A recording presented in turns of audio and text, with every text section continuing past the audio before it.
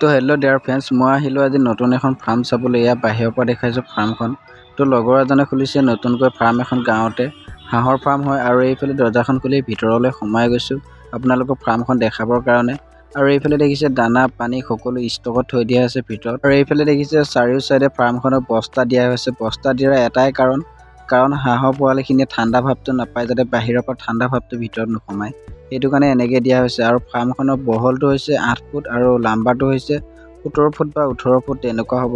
আৰু এইফালে দেখিছে ফাৰ্মখনৰ তলটো টিঙেৰে বেৰি দিয়া হৈছে আৰু ওপৰত গ্ৰীণ নেট দিয়া হৈছে, যাতে গ্ৰীণ নেটৰ দামটো অলপ কম হয় বাঁহতকৈ, সেইটো কাৰণে এনেকৈ দিয়া হৈছে। আৰু এইফালে মই এতিয়া আপোনালোকৰ হাঁহৰ পোৱালিখিনি দেখাম। এইখিনি হাঁহৰ পোৱালি চাওক, আৰু হাঁহ পোৱালিখিনি ধুনীয়া এটা চাইজ আহিছে। আৰু এইটো হৈছে বৰ্ডিং ৰুমটো।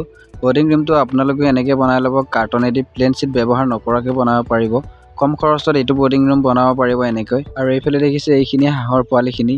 আৰু হাঁহ পোৱালিখিনি আজিৰ বয়স হৈছে 6 দিন। আৰু কিমান ধুনীয়া এটা গ্ৰোথ আহিছে চাওক 6 দিনত। আৰু এইফালে কিমান ধুনীয়াকৈ হাঁহখিনিয়ে দানা পানী খাই আছে। আৰু হাঁহখিনিক বৰ্তমান বাতিত পানীটো দিয়া হৈছে। পানীটো বাতিত দিলে যদি হাঁহখিনিয়ে পানী খাই গাত পানী লাগিলে তেতিয়া ঠাণ্ডা ভাৱ পায়, হাঁহখিনি মৰিবলৈ লয়, সেইটো কাৰণে এনেকৈ দিব নালাগে পানীটো। আৰু সিহঁতক এটা ডিংকাৰ পায়, সেই ডিংকাৰটো ব্যৱহাৰ কৰিব লাগে সৰু বয়সত।